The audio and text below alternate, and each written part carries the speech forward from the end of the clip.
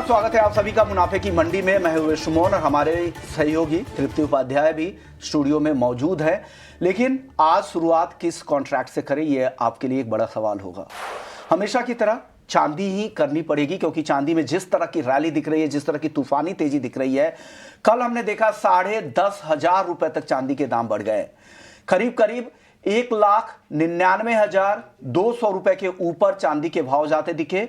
हाजिर बाजार में 2 लाख रुपए के ऊपर जा चुका है। कुछ मार्केट तो ऐसे भी है जहां पर 2,10,000, 2,15,000 तक भी रिटेल में चांदी बिक रही है। ऐसा हमारे जो रिपोर्टर्स है वो ग्राउंड से अपडेट दे रहे हैं। तो चांदी में एक मेगा रैली चल रही है, एक जबरदस्त रैली चल रही है और चांदी 2 लाख तक जाएगी, इसका अनुमान ईटी नाउ स्वदेश पर हमने आपको अगस्त के आखिरी हफ्ते में, सितंबर में और उसके बाद लगातार 2 हफ्ते पहले भी हमने जो शो किया था मुनाफे की मंडी में, वहां पर भी 2 लाख का जो टारगेट था 5 एक्सपर्ट्स ने एक साथ दिया था कि दिसंबर में नहीं तो जनवरी के पहले हफ्ते तक 2 लाख चांदी चली जाएगी। और वही भाव चांदी का हो चुका है। और सबसे पहले हालांकि नितिन केडिया जी ने दिया था।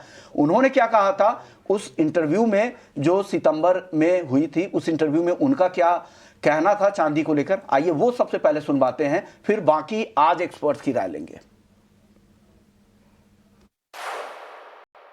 रास्ते चलते गए और मंजिलें बदलती गई। तो 1,55 का जो हमारा टारगेट था विश्वमोहन जी, उसको हमने आज रिवाइज करके जो है वो 2 लाख रुपए कर दिया है सिल्वर का।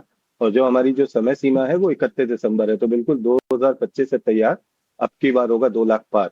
तो 2 लाख पार जो है वो 2025 31 दिसंबर के आसपास हमको देखने को मिल जाएगा। तो आपको बता दूं कि सितंबर में ये हमने इंटरव्यू किया था, उसमें सारे एक्सपर्ट्स भी थे और उस समय जब चांदी के भाव 1,44,000 के पास उस दिन थे, वहां पर 2 लाख का टारगेट दिया था 31 दिसंबर तक का। वो टारगेट अभी ही इसी ही हफ्ते अचीव हो गया है। आज हमारे साथ 4 मेहमान हैं जो आज आपको गाइड करेंगे कि आज आपको करना क्या है। हमारे साथ अंकित कपूर है, कमोडिटीज समाचार सिक्योरिटीज के फाउंडर है। नितिन केडिया है, केडिया फिनकॉर्प से और एआईजेजीएफ के नेशनल सेक्रेटरी भी है। अनुज चौधरी भी है मिरे एसेट शेरखान से, और साथ ही आर मनी से हमारे साथ तरुण सत्संगी जी भी है। आप सभी मेहमानों का बहुत बहुत शुक्रिया, आप लोगों ने इस प्लेटफॉर्म के लिए वक्त निकाला। सबसे पहला सवाल नितिन जी आपसे ही होगा। आपने सबसे पहले जो ये टारगेट दिया था उसके एक्नॉलेज के लिए हमने ये बाइट चलाई है, और आपने इतने पहले और इतना बड़ा टारगेट, हालांकि बाजार में बहुत रिस्क भी होते हैं, उसके बावजूद आपने इतना बड़ा टारगेट दिया था। अब अगला पड़ाव क्या होगा सर? धन्यवाद विश्वमोहन जी, बड़ा इमोशनल मूवमेंट है, बड़ा इमोशनल क्षण था जब आपने वो वीडियो चलाया। लेकिन मैं हमेशा कहता हूं कि मैं पहला टारगेट हमेशा ईटी नाउ पे देता हूं, क्योंकि ईटी नाउ जो है वो मेरा लकी चार्म रहा है। और 2025 में हमने जितने भी लेवल्स दिए, चाहे वो जून में 1,25,000 का हमने 15 अगस्त तक दिया, फिर हमने टारगेट रिवाइज किया 30 अगस्त तक, फिर हमने धनतेरस तक 1,50 1,55 का टारगेट दिया था आप ही के प्लेटफॉर्म पे सबसे पहले। और वो 30 सितंबर को, जिस समय मुझे याद है ये अचीव हुआ, तो उस समय जब हमने अपना फिबोनाची टाइम सीरीज का फॉर्मूला निकाला था तो हमारी उम्मीद थी कि 31 दिसंबर तक 2 लाख रुपए टच हो जाएगा। और कल हमने 199,380 का हाई लगते हुए देखा है। और जिस तरह से सप्लाई क्रंच चल रहे हैं सर, और हम देख रहे हैं चाइना और यूएस दोनों की तरफ से सप्लाई के क्रंचेस चालू हैं। और कल 2 और डेवलपमेंट हुए हैं, जिसमें मैक्सिको ने, जो सिल्वर का सबसे बड़ा एक्सपोर्टर है, उसने इंडिया और चाइना दोनों के लिए कुछ टैरिफ्स लगाए हैं। और ये कदम देखा जा रहा है कि कहीं ना कहीं वो यूएस को खुश करने की कोशिश कर रहा है, और यूएस को खुश करने के लिए उसने ये इंडिया और चाइना के ऊपर टैरिफ लगाए हैं। प्लस इंडिया के अंदर पेंशन फंड्स को गोल्ड और सिल्वर में इन्वेस्ट करने की परमिशन मिल गई है। तो ऑल अक्रॉस द वर्ल्ड हम देखें तो धीरे धीरे करके यही चीज पहले चाइना में हुई, इंस्टीट्यूशंस जो हैं वो धीरे धीरे गोल्ड और सिल्वर की तरफ मुड़ते चले जा रहे हैं। और जैसा कि मैंने पहले भी कहा था, मतलब लास्ट 10 दिन पहले ही हमने अपने टारगेट रिवाइज कर दिए थे, जब हमें दिख रहा था कि हमारे समय सीमा के पहले ही आ रहा है कि 31 मार्च तक जो है अब हम 2.5 लाख का टारगेट लेके चल रहे हैं कि 31 मार्च तक 2.5 लाख रुपए जो चांदी है वो अचीव हो जाएगी। और गोल्ड को हम लेके चल रहे हैं 1,37,000 अगले 1 महीने के अंदर, कि नेक्स्ट 1 मंथ में कहीं भी 1,37,000 के आसपास के लेवल्स जो है वो गोल्ड में दिखाई देनी चाहिए। विश्वमोहन जी, में 1,37,000 और 31 मार्च तक अब नया टारगेट आ चुका है, वो है 2,50,000 रुपए का। इसके लिए आप बधाई के पात्र है, क्योंकि इस तरह की अनुमान लगाना इतने पहले 3 महीने और बाजार में टाइम करना ये बहुत मुश्किल होता है, बहुत रिस्क भी होता है, लेकिन उसके बावजूद आपने किया है और 2 दफा किया है। एक बार मुझे याद है आपने 1,50,000 के टारगेट 15 अगस्त के दिए थे, जो अगस्त के आखिर में आकर अचीव हुआ था, और उसी शो में आपने फिर 2 लाख कहा था 31 दिसंबर तक। उसके बाद उस तरह की तेजी आई भी, वो टारगेट अचीव भी हुए, और ये हमने सबसे पहले ईटी नाउ स्वदेश पर बताया भी था। अंकित जी, आपसे भी जब 2 हफ्ते पहले हमने बातचीत की थी तो आपने भी 2 लाख के टारगेट दिए थे चांदी के। अब क्या होगा सर? अब यहां से आपको क्या लग रहा है, चांदी में क्या होने वाला है? रिस्क भी काफी ज्यादा है, टारगेट भी संभल के अब यहां से देना पड़ेगा। बिल्कुल, इसके अंदर टारगेट बिल्कुल संभल के देना पड़ेगा, लेकिन ओवरऑल सिचुएशन देखें तो अभी भी इसके अंदर कोई टेंशन वाली स्थिति नहीं दिख रही है। चार्ट्स काफी पॉजिटिव लग रहे हैं और ये जो रैली है मुझे लगता है कि कंटिन्यू रहने वाली है। कोई भी अगर हल्की गिरावट मिलती है तो यहाँ पे खरीदारी करी जा सकती है। तो 1,95,000 के आसपास अगर मिलता है तो खरीदारी करके चल सकते हैं। 1,88,000 का यहाँ पे अभी स्टॉप लॉस लगा के रखेंगे, और मुझे लगता है कि बहुत जल्दी हमें 25 दिसंबर के पहले पहले 2,10,000 तक के टारगेट्स देखने को मिल सकते हैं। ओवरऑल अगर देखें तो फंडामेंटल, जिस तरह से अभी नितिन जी ने बताया कि फंडामेंटल्स तो उसको सपोर्ट कर ही रहे हैं, टेक्निकल्स भी यहाँ पे कहीं ना कहीं इसको सपोर्ट करते हुए नजर आ रहे हैं। और 64.50 का इसने करीब करीब हाई लगा दिया है। जिस दिन इसने 64.50 के ऊपर वीकली क्लोजिंग अगर दे देता है तो बहुत जल्दी हम $75 से $81 के लिए तैयार हो जाएंगे। बिल्कुल। तरुण जी, मैं आपके पास आना चाहूँगी। चांदी को लेकर आप क्या सोचते हैं? क्या आपको भी लगता है कि ये रैली आगे भी कंटिन्यू करेगी, और ईयर एंड तक और उससे आगे तक आप कौन से लेवल्स चांदी में आते हुए देख रहे हैं?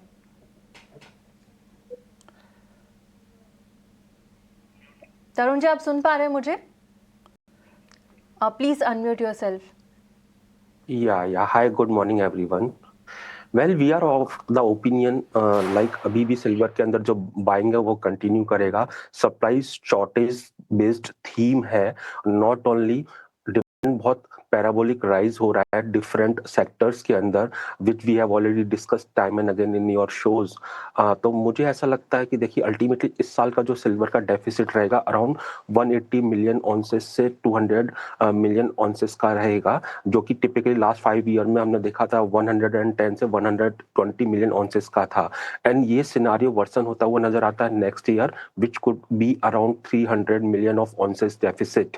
एंड सर्टेनली ये जो सिनारियो डेफिसिट का डेट में prolong in coming years as well, that is why silver के प्राइसेस के अंदर हम अच्छा रैली देख रहे हैं। लास्ट वीक भी हमने कहा था कि 225 से 250 तक सिल्वर के प्राइस आ सकते हैं।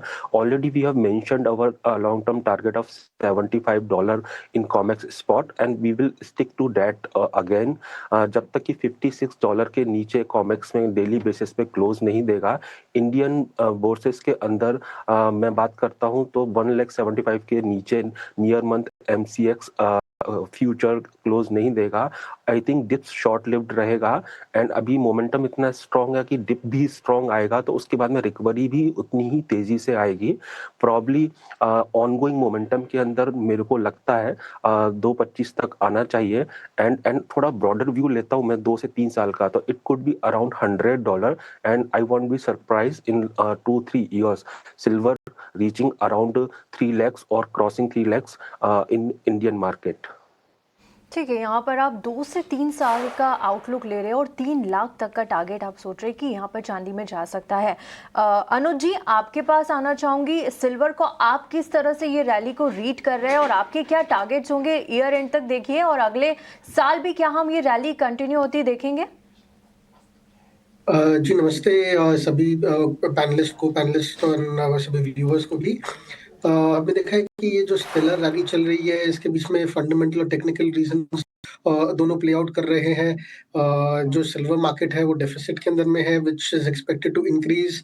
अभी जो पेंशन फंड्स को भी जो इंक्लूड किया है तो उसके वजह से, और जो इन्वेस्टमेंट डिमांड है एंड जो ये साइड से जो डिमांड आने वाली है तो उसके वजह से हम देखेंगे कि जो सिल्वर की डिमांड और इंक्रीज होगी।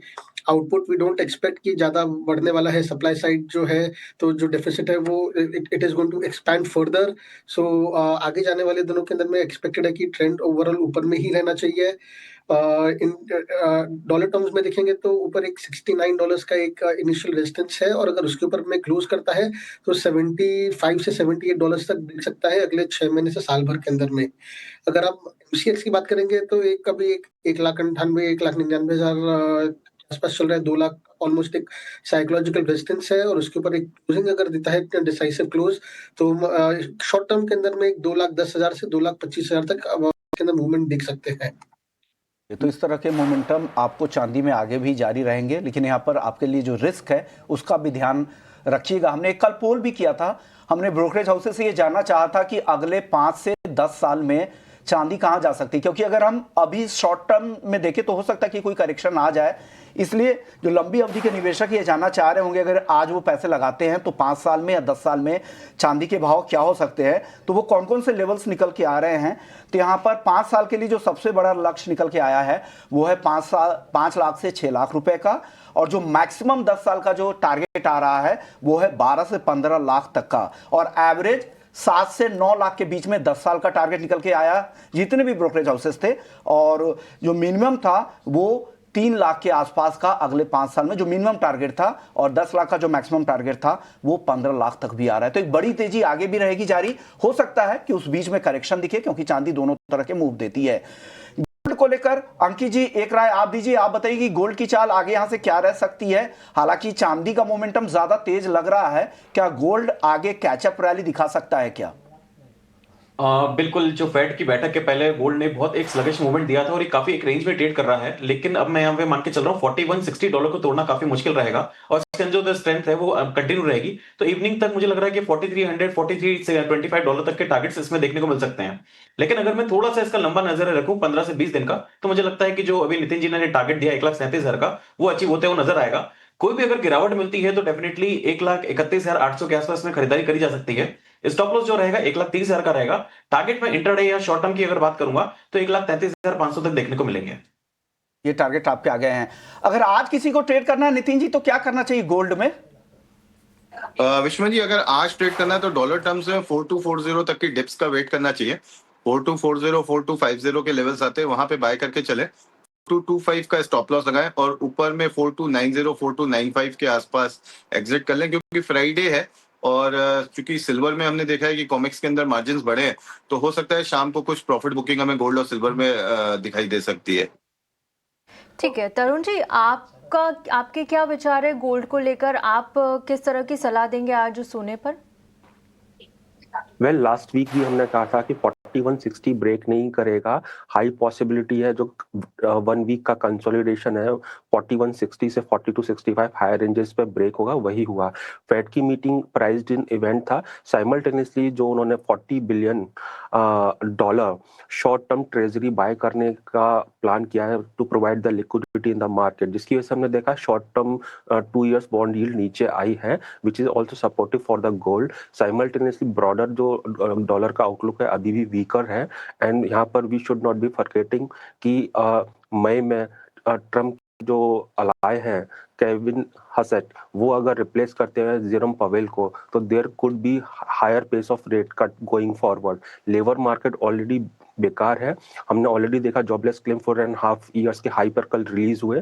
16 तारीख को जब आएगा non farm payroll data, that will also show कि वहां पे कितने कट हुए हैं। इस साल अब तक हमने देखा है 12.5 लाख से ज्यादा यूएस के अंदर जॉब्स गए हैं, इतनी जल्दी इंप्रूव नहीं होना। दो उन्होंने अपने फोरकास्ट कर्व में बोला है कि नेक्स्ट ईयर इन्फ्लेशन मॉडरेट होगी एंड ग्रोथ बढ़ेगा, बट अभी भी इन्फ्लेशन जो यूएस के अंदर है एलिवेटेड लेवल पर है।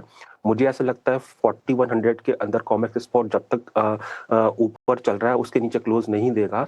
प्रॉब्ली अभी वेरी शॉर्ट टर्म तो नया हाई बना ही देगा, 4500 लगता है मेरे को जनवरी तक आना चाहिए, एंड गोइंग फॉरवर्ड 2026 एंड तक probably 5000 can be reached. Indian market में 1,28,000 के नीचे जब तक गोल्ड का प्राइस नहीं जाएगा, dips should be bought, and मुझे लगता है it is gradually heading towards 1,40,000 to 1,50,000 going forward in the medium term. ठीक है, 1,40,000 तक मीडियम टर्म में आपको सोने के भाव जाते हुए दिखेंगे। अनुज जी, आपकी क्या राय होगी सोने को लेकर? देखिए, रेड कट के बाद हमने एक बूस्ट देखा था सोने और चांदी दोनों में, और फिलहाल सीमित दायरे में कारोबार करता हुआ नजर आ रहा है। क्या आप भी कोई टारगेट सजेस्ट करेंगे ईयर एंड तक?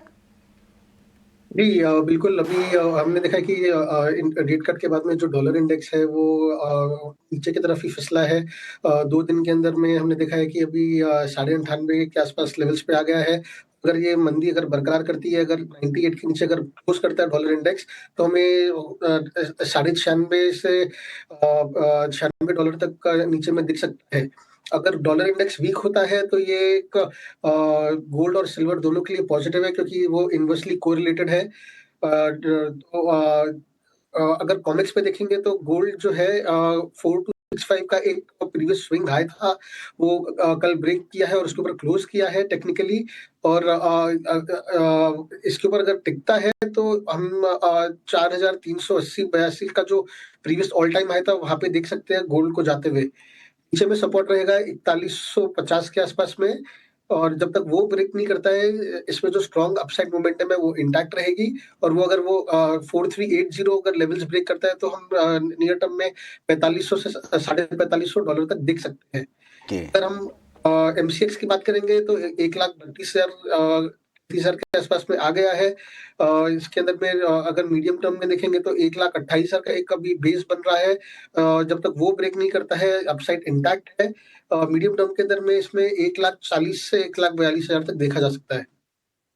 तो चलिए, गोल्ड और सिल्वर को लेकर आपकी एक मुकम्मल राय हमारे चारों एक्सपर्ट्स की तरफ से आ गई है। नितिन जी, आपका शुक्रिया कहेंगे और साथ ही बधाई भी देंगे, क्योंकि आपने सबसे 2 लाख का टारगेट दिया था, वो भी 3 महीने से भी ज्यादा पहले, जिस समय 1,44,000 का भाव था।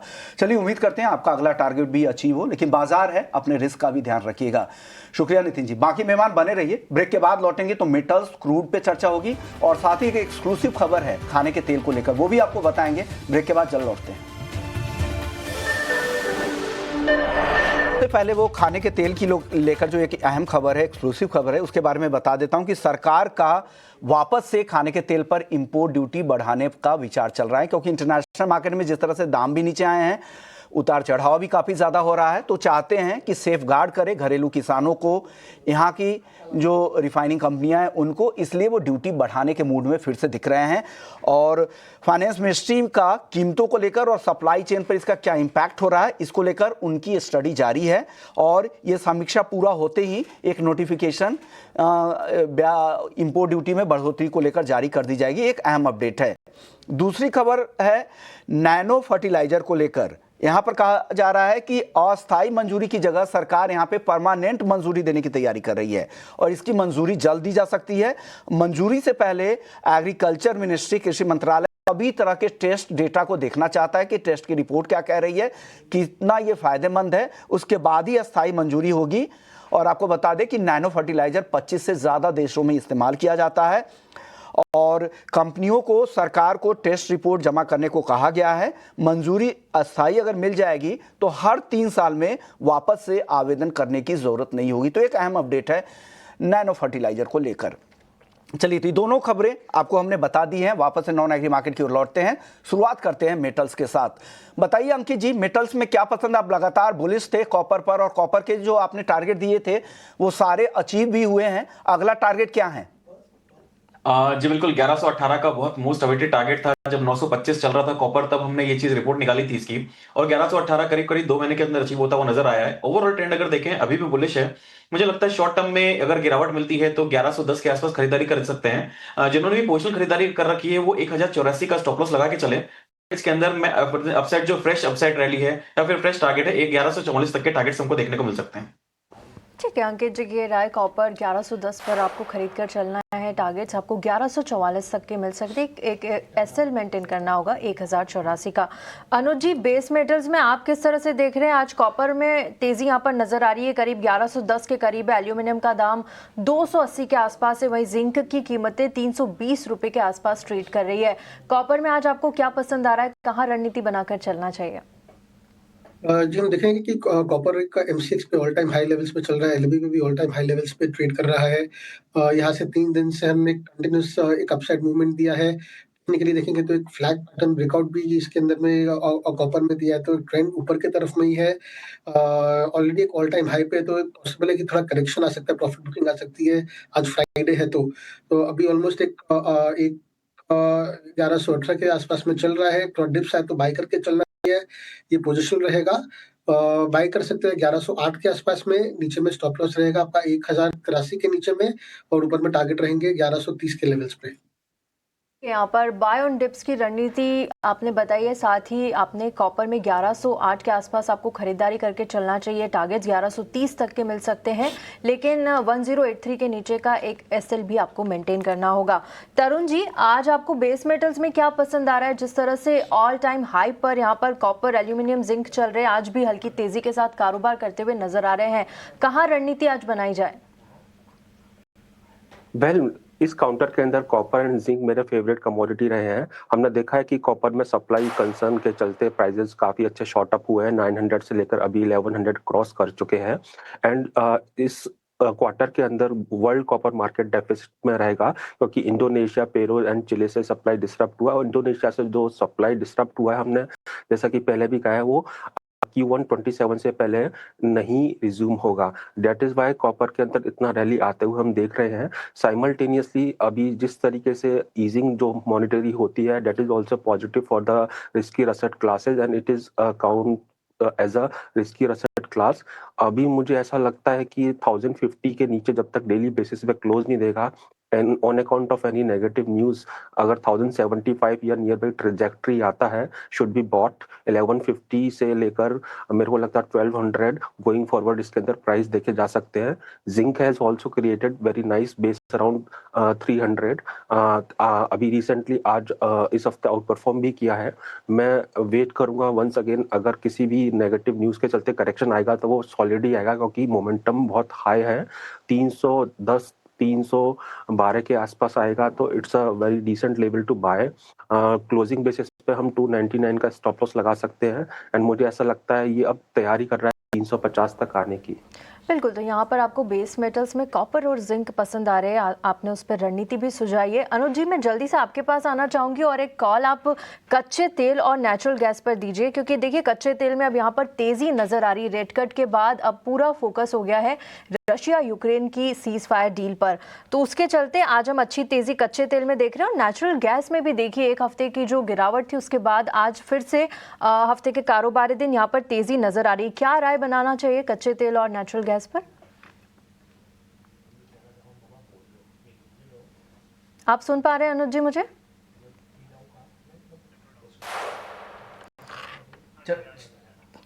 अनुज जी, कच्चे तेल और नेचुरल गैस पर आपसे राय चाहिए, क्योंकि आज देख रहे हैं हम अच्छी तेजी यहाँ पर नजर आ रही है। किस तरह की रणनीति अब कच्चे तेल और एनजी में बनाई जाए? शायद अनुज जी के ऑडियो में कुछ दिक्कत है, लेकिन अंकित जी यही सवाल होगा, क्योंकि 4 साल की ऊंचाई पे इन्वेंट्री है, ग्लोबल इन्वेंट्री आप देखें क्रूड की। नेचुरल गैस 2 हफ्ते का माइल्ड वेदर का अनुमान है, क्या लग रहा है क्या असर होगा क्रूड और नेचुरल गैस दोनों की तेजी को लेकर? आपका क्या अनुमान है, टिक पाएगी ये तेजी? क्रूड ऑयल बहुत टाइम से एक रेंज में ही ट्रेड कर रहा है, क्योंकि ग्लोबल डिमांड और सप्लाई के अंदर कहीं ना कहीं जो सप्लाई है वो ज्यादा है और डिमांड है कहीं ना कहीं वो स्लगिश होती नजर आ रही है। लेकिन ये इस लेवल पे अगर मैं देखूं 4900 से 5500 के बीच में क्रूड ऑयल काफी बहुत दिन से एक्लिमेशन मोड में चल रहा है। यहाँ पे मैं डिस्ट्रीब्यूशन नहीं बोलूंगा, काफी लोअर लेवल पे है, एक्लिमेशन मोड पे है, तो डेफिनेटली यहाँ पे मुझे बाय करके चलना ही ज्यादा बेहतर रहेगा। 5220 के अगर आसपास मिलता है तो क्रूड ऑयल बाय करेंगे। 5100 का स्टॉप लॉस रहेगा, 5380 तक के टारगेट्स इसमें देखने को मिलेंगे। तो अभी जो क्रूड ऑयल की रेंज है वो इसी रेंज में है। कोई अगर 4900 और 5500 का कॉल ऑप्शन और पुट ऑप्शन दोनों अगर बेच के चलना चाहते हैं तो वो भी बेच के चल सकते हैं, क्योंकि अभी कोई बहुत ज्यादा इसके अंदर रैली की एक्सपेक्टेशन अभी नहीं रहेगी। वहीं अगर नेचुरल गैस की बात करें तो लगातार हम इसके अंदर तेजी में थे और 490 का लेवल इसने अचीव करा, लेकिन उसके बाद में एक बहुत अच्छी गिरावट देखने है। ये सिर्फ एक माइल्ड वेदर की वजह से कहीं ना कहीं इसको गिरावट देखने को मिली है, लेकिन मुझे लगता है कि ये केवल एक करेक्शन पार्ट था जो एक काफी हैवी हो चुका है, लेकिन ट्रेंड अभी भी पॉजिटिव बना हुआ है। तो 380 के आसपास अगर मिल रहा है तो खरीदारी करके चल सकते हैं। 340 का लेवल जब तक नहीं तोड़ता है तब तक इसके अंदर तेजी का रुझान बना रहेगा और आने वाले टाइम में 450 से 490 तक के टारगेट्स वापस से देखने को मिल सकते हैं। ओके, तो ये लेवल्स आपको बता दिए गए, नोट कर ले। शुक्रिया आप तीनों मेहमानों का, वक्त दिया, हमारे दर्शकों को गाइड किया। मुनाफे की मंडी में इतना ही। मुझे और तृप्ति को भी दीजिए इजाजत। ब्रेक के बाद लौटेंगे तो आपके लिए लेकर आएंगे FNO जंक्शन। जल्द लौटते हैं। नमस्कार।